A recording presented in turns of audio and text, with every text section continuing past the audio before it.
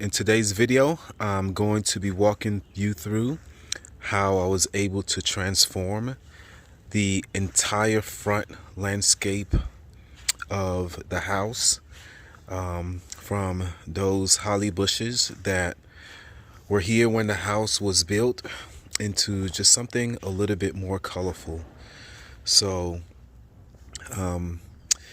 this is the actual end result, but like I said in the video, I will walk you through the steps that I took to totally transform the front landscaping area. So stay tuned and I'll walk you through it.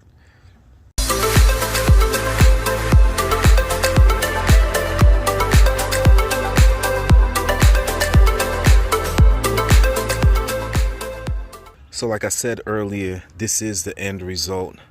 I'm not sure if I'm going to keep it like this. There are some things that I'm reconsidering, like the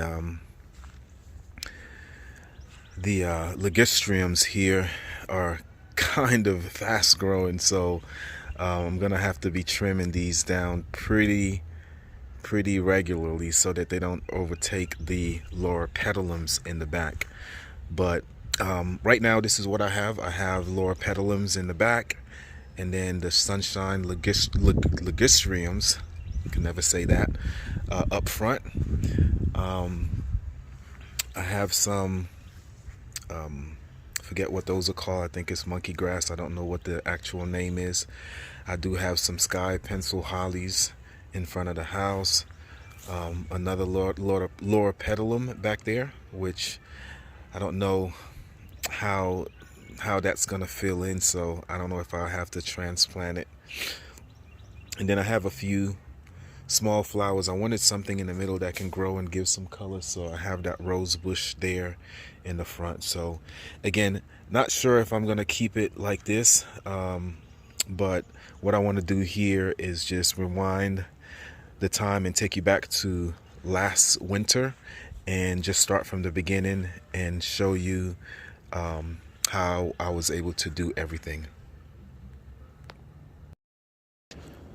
All right, so this is the before footage. My goal and my plan is to take on this project of removing these hollies and these bushes to replant, or to just completely change the landscape. Got some shrubs over there that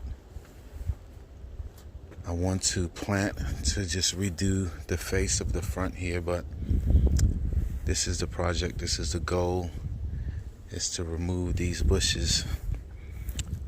They are well established. The house is about 11 years old, actually a little more than that, but I know it's going to be a challenge to remove these established bushes, but my goal is to try to salvage these little land covering plants. I forget what they're called, but I want to transplant those to the back, and I don't think I'm gonna be able to save the hollies, but we'll see how it goes. So just a quick update as far as what I'm doing here. If I can get the camera over here, basically what I'm doing, I'm digging around maybe about 6 inches or so outside of the perimeter of the stump, and I'm finding the main roots, and then I'm just clipping those roots so that it will be easier for me to dislodge the tree, the shrub, and get it removed.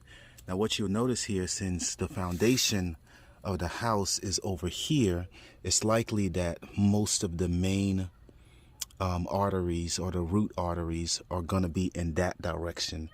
So this is the easy part, but what I'll do next is dig a little bit towards the front of the plant so that I can find where those main arteries are, since this is the direction that the roots will probably be heading in and not towards the wall over there.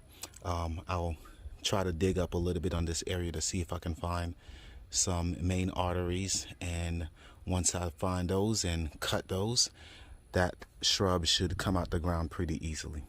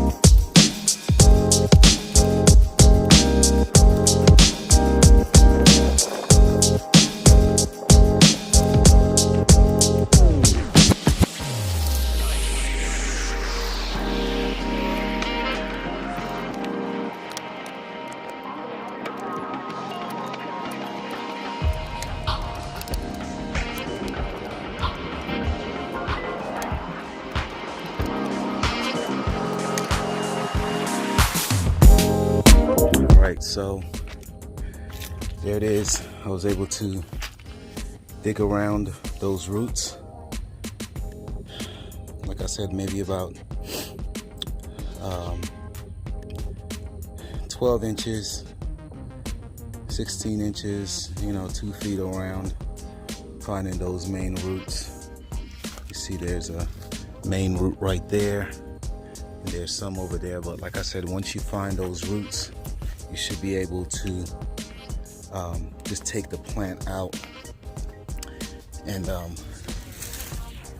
then you can go in and work out the rest of the roots later. You probably won't be able to get everything out, but you can at least get most of the main ones out. So all right, I just want to show you how I'm actually preparing the mulch bed to create a line of separation from the lawn and where the bed will be. So just to get a clean line of separation for the mulch. And essentially what I'm doing, or what I've done here, is you can get this spade shovel. I picked this one up from Walmart, fairly cheap. I think it was like $15. Probably should have got a better one because it's already coming apart there with all the rocks. But essentially what I'm doing is, what I first do is dig a nice trench line from the grass, or right there where the hose is, and I'm essentially just digging a straight line down, roughly maybe about 2 or 3 inches. You just want to be careful that if you're digging the line, or if you're digging into the soil fairly deep, you want to make sure that you're not getting any runoff. So ideally you're gonna want to have it slope down, so that when you mulch it, the mulch has a place to rest, and then there's that wall to stop it from coming over to the grass. But again, if the slope is too steep and it rains, you're basically just going to have rain puddle water accumulating down here to the end.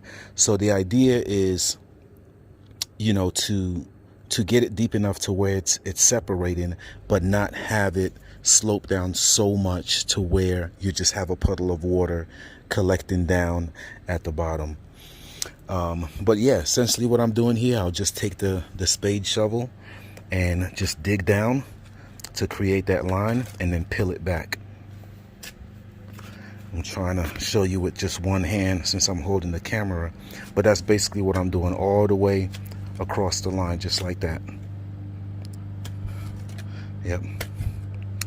And then as I get the dirt filled in here, I'll start by just filling in the dirt all the way around, and then what I'll start doing is creating that slope, creating that angle Like I say, the idea is to build it up, but then slope it down to where we're not getting a lot of rainwater collecting down at the bottom. Yep, so that's what it looks like right now. And the next thing that I am going to do, I went to the landscaping supply store to pick up some more dirt, and I'll be adding that dirt to the bed. Yeah, so the next thing that I will be doing is putting some more topsoil here to kind of level things out before I put a weed barrier layer, and then some mulch. Well, and then the plants, of course, and then some mulch over it. I got the topsoil put in, and this is what it looks like. I'm trying to make sure that I don't pile it on too high. I'm gonna have to see how to do that drain pipe there, because that's definitely gonna run off. I may have to use a hose or tube to extend the water so it's not running into the bed. But this is what it looks like so far. Got the weed barrier down. It's not the best install.